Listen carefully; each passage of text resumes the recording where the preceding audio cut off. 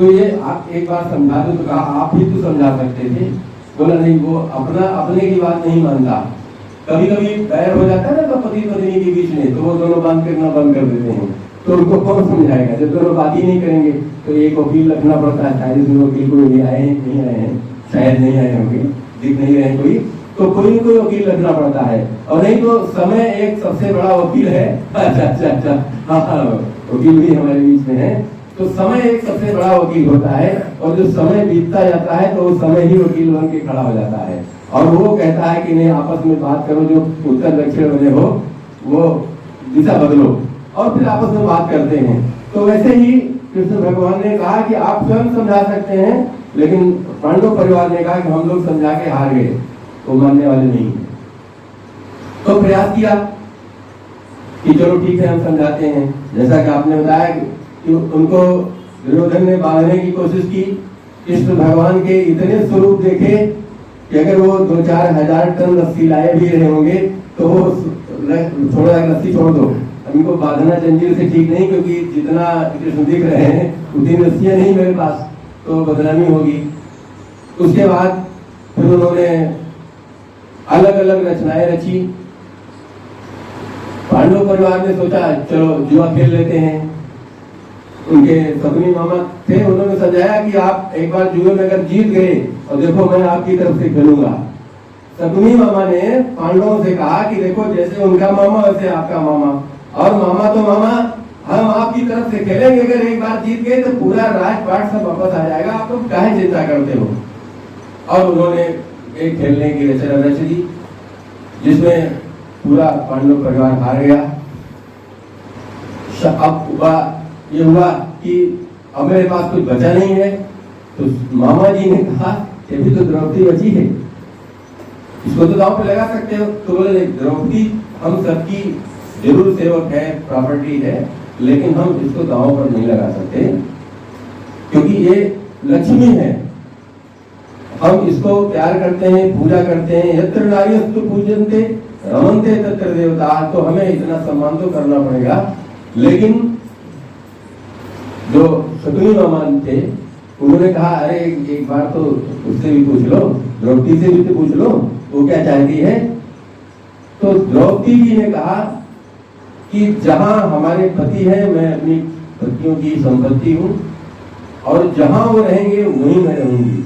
अगर वो जेल में रहेंगे, आप लोग हार चुके हैं, और आप इनको जहां रखेंगे मुझे वहीं रहना है, और बिना हारे मैं वहां रह नहीं सकती हूँ, क्योंकि आप लोग जो शर्त रखे उसके साथ वही लोग हारेंगे, वही रहेंगे वहां, तो मुझको भी हारने में मजा आएगा।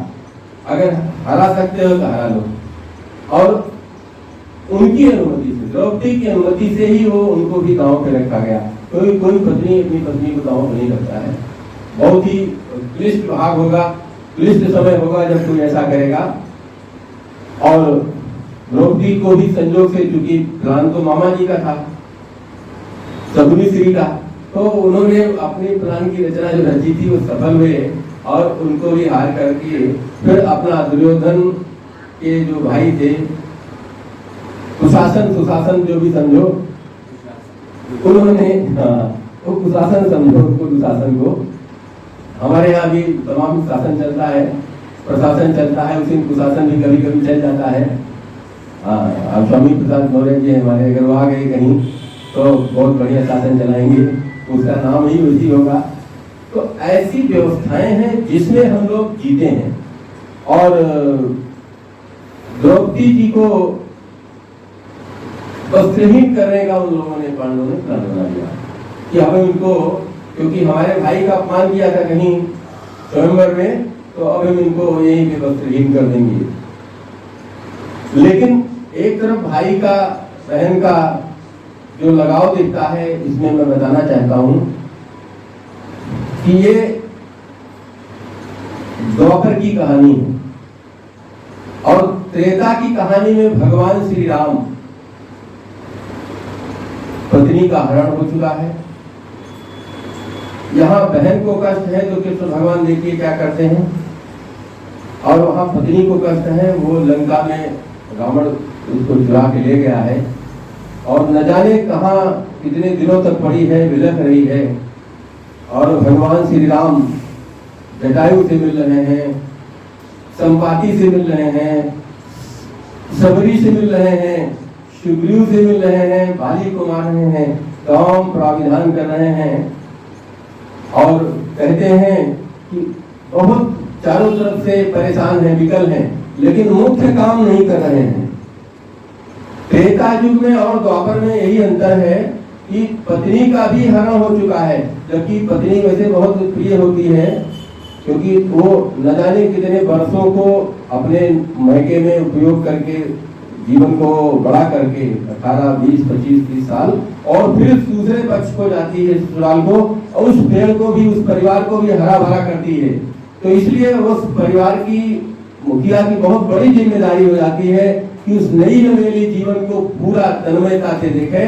लेकिन राम जी के जाने के बाद, खो जाने के बाद भी बन बन खोजे रघुराई, हमारी सिया कहवा हेराई। सीता जी को खोजते खोजते परेशान हैं। और ये कौन कह रहा है? हनुमान जी। कहाँ कह रहे हैं? लंका में। किससे कह रहे हैं? सीता जी से।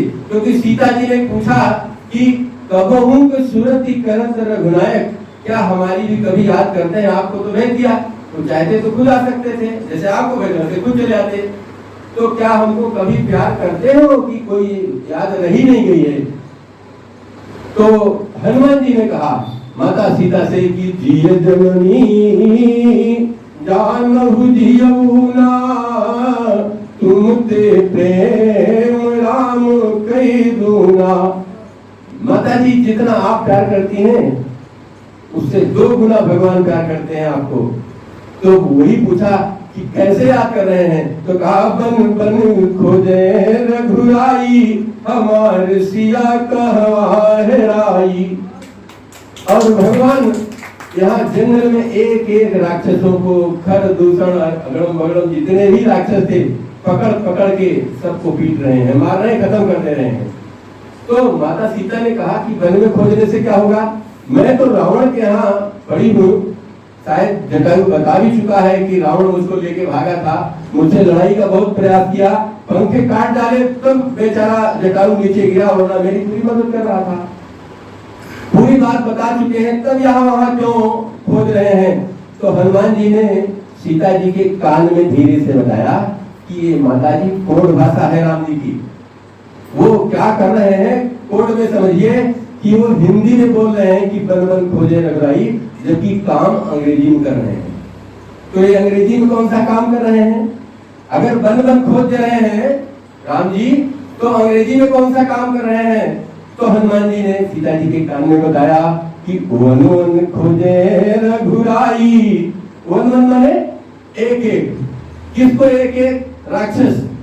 क्योंकि निश्चरहीन करो मही, भुज उठाई प्रण कीनु, सकल मुनि के आश्रमन, जाई जाई सुख दीन। तो वन वन खोजे रघुराई, हमार सिया कहवा हेराई।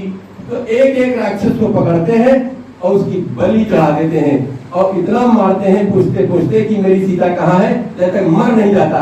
तो जब तक सब मर नहीं जाए तब तक तुम्हारे पास पहुंच नहीं पाएंगे, ऐसा समझ के चलो सीता जी। ये व्यवस्था है तो भगवान की, और पत्नी खोई हुई है, और इधर भगवान कृष्ण भगवान कितने तेज तरार कि उनकी बहन के ऊपर जब आंच आई और उसने सबको देखा टटोल के, भीष्म पितामह गुरु द्रोणाचार्य सबको बताया कि महाराज हमारी बड़ी दुर्गति होने जा रही है, ये आपका दुशासन बहुत गड़बड़ करने वाला है मेरे साथ। तो कोई सुनने वाला नहीं है, क्योंकि दुर्योधन के सामने सभी फीके पड़े थे, सबको खिलाता पिलाता जिलाता था समझो, सब अपने पावर से नहीं दिए, जाको मारे मुसाइया राख ही सके ना कोई। उस तरह कब दुर्योधन किसको मार दे कुछ पता नहीं था, इसलिए कोई बोलना नहीं चाहता था। तो कृष्ण भगवान को फिर याद किया द्रौपदी जी ने। और ज्यादा विलंब तो नहीं हो रहा, 5 मिनट ले सकते हैं।